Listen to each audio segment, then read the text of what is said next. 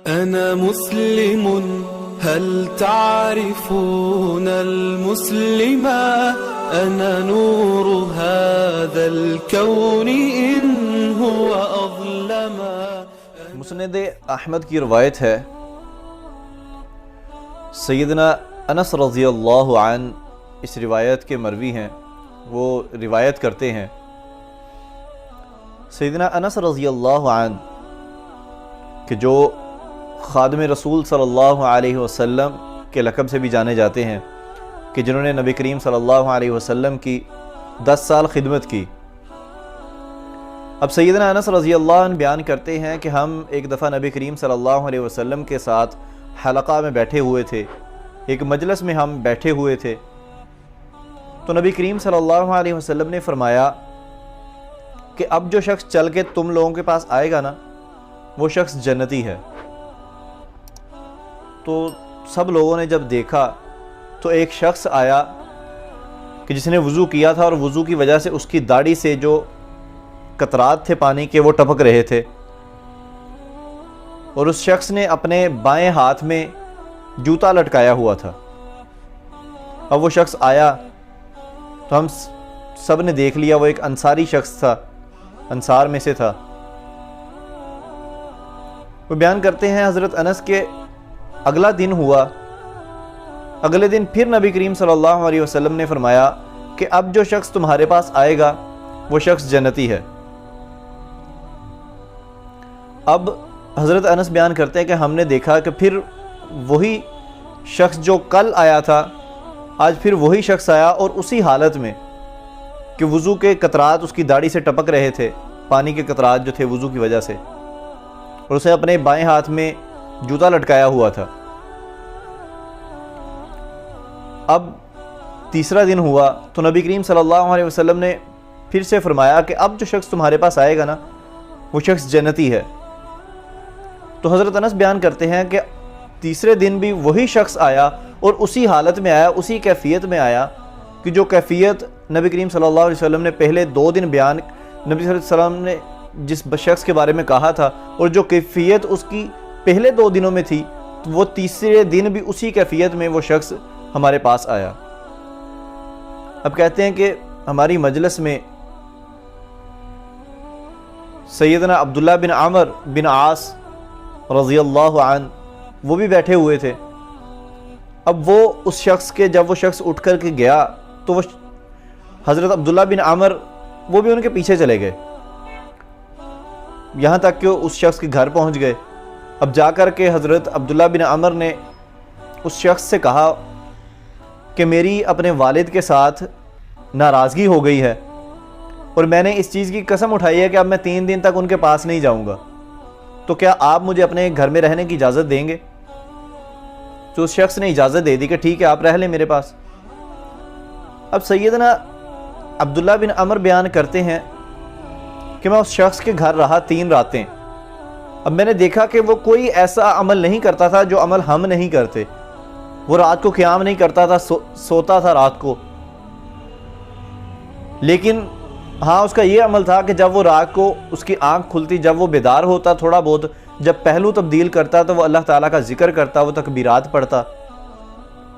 یہاں تک کہ صبح کی اذان ہو جاتی۔ اب حضرت عبداللہ بن عمر بیان کرتے ہیں کہ میں 3 دن تک 3 راتیں اس شخص کے پاس رکا، اور میں نے کوئی ایسا عمل نہیں دیکھا کہ جو عمل وہ شخص کرتا ہو اور ہم وہ عمل نہ کرتے ہوں۔ کہتے جب 3 راتیں گزر گئیں تو میں نے اس شخص سے اجازت چاہی، اور اس شخص کو میں نے بتایا کہ میری اپنے والد کے ساتھ کوئی ناراضگی نہیں ہوئی، میں تو اس لیے آیا تھا کہ میں نے نبی کریم صلی اللہ علیہ وسلم کے زبان اقدس سے میں نے آپ کے بارے میں یہ بات سنی کہ نبی کریم صلی اللہ علیہ وسلم نے فرمایا، آپ کے بارے میں 3 دن مسلسل یہ فرمایا کہ جو شخص تمہارے پاس آئے گا وہ شخص جنتی ہے۔ تو میں تو یہ دیکھنے کے لیے آیا تھا کہ آپ وہ کون سا ایسا عمل کرتے ہیں کہ جس کی وجہ سے نبی کریم صلی اللہ علیہ وسلم نے آپ کو جنتی قرار دیا ہے۔ اب یہاں میں رک کر کے آپ کو ذرا اس چیز کا بتلاؤں کہ آج ہمارا ذہن ہے، ہم کس چیز کو فوقیت دیتے ہیں۔ صحابہ کرام کس چیز کو فوقیت دے رہے ہیں، اور ان کا رجحان کس طرف ہے. جیسے ہی انہیں پتہ چلا کہ ایک شخص کو نبی کریم صلی اللہ علیہ وسلم نے جنتی قرار دے دیا ہے تو وہ فوراً اس ٹو میں, اس جاسوسی میں, اس چیز کے پیچھے لگ گئے کہ وہ شخص کون سا ایسا عمل کرتا ہے کہ جس کی وجہ سے نبی کریم صلی اللہ علیہ وسلم نے اس شخص کو جنتی قرار دے دیا ہے. آج ہم لوگ دیکھتے ہیں کہ اگر کسی نے بنگلہ بنا لیا ہے تو ہماری کوشش ہوتی ہے ہم اس سے بڑا بنگلہ بنائیں. اگر کسی نے کوئی گاڑی خرید لی ہے ہماری کوشش ہوتی ہے کہ ہم اس سے بڑی گاڑی, اس سے مہنگی گاڑی ہم خریدیں. اگر کسی کا بینک بیلنس ہے تو ہماری کوشش ہوتی ہے کہ ہمارا بینک بیلنس, ہمارا روپیہ پیسہ, ہمارا مال اس شخص سے زیادہ ہو. لیکن قربان جاؤں صحابہ کرام رضوان اللہ علیہم اجمعین پر کہ وہ ان کی کوشش یہ تھی کہ ہم نیک اعمال میں ایک دوسرے سے آگے بڑھیں. جیسے ہی انہیں پتہ چلا کہ نبی کریم صلی اللہ علیہ وسلم نے ایک شخص کو جنت کی بشارت دے دی ہے, نبی کریم صلی اللہ علیہ وسلم کی زبان اقدس سے اس شخص کے لیے یہ نکل گیا ہے کہ یہ شخص جنتی ہے, تو وہ فوراً اس چیز کے پیچھے لگ گئے کہ وہ شخص کون سا ایسا عمل کرتا ہے جو ہم نہیں کرتے, ہم اس عمل کو جان کر کے ہم بھی اس عمل کو اختیار کر لیں. اب جب عبداللہ بن عمر رضی اللہ عنہ انہوں نے بیان کیا, جب انہیں بتایا کہ میرا کوئی مسئلہ نہیں تھا, بس میں اس وجہ سے آپ کے پاس رکا تھا, تو وہ صحابی بیان کرتے ہیں کہ میرا کوئی خاص عمل نہیں ہے, میں بھی آپ لوگوں کی طرح ہی اللہ کی عبادت کرتا ہوں جس طرح آپ کرتے ہیں. ہاں ایک عمل ہے کہ جو لگتا ہے کہ آپ شاید وہ نہ کرتے ہوں, کہ میں جب رات کو سوتا ہوں تو میرے دل میں کسی مسلمان کے لیے کوئی بغض, کوئی کینہ, کوئی غصہ کچھ نہیں ہوتا, بلکہ میں سب کو معاف کر کے سوتا ہوں. اور اگر اللہ تعالیٰ نے کسی کو کوئی بھلائی عطا کی ہے, کسی کو کوئی چیز عطا کی ہے, تو میرے دل میں اس شخص کے لیے کوئی حسد نہیں ہوتا, میں اس حال میں سوتا ہوں. تو حضرت عبداللہ بن عمر بیان کرتے ہیں کہ بس یہی وہ تمہارا عمل ہے, آپ کا یہی عمل ہے کہ جس کی وجہ سے نبی کریم صلی اللہ علیہ وسلم نے آپ کے بارے میں یہ الفاظ فرمائے ہیں. یہ بشارت جو آپ کو ملی ہے یہ آپ کے اسی عمل کی وجہ سے ملی ہے. آج ہم دیکھیں کہ ہم صرف یہ کینہ, بغض اور حسد کی وجہ سے اپنے کتنے رشتہ داروں سے, کتنے عزیز و اقارب سے ہم دور ہیں. یہاں تو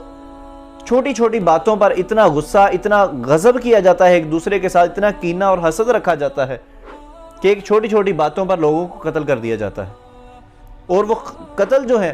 پھر معافی نہیں ہوتی, معافی تلافی کر کے صلح نہیں کی جاتی, بلکہ اس قتل کے بعد اور کئی قتل ہوتے ہیں اور یہ دشمنیاں کئی سالوں تک جاری رہتی ہیں.